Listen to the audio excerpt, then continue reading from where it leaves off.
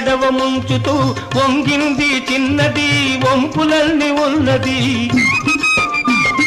నీలాటి రేవులోన నీళ్ల కడవ ముంచుతూ వంగింది చిన్నది వంపులల్ని ఉన్నది చూస్తుంటే చాలు దాని సోకుమాడ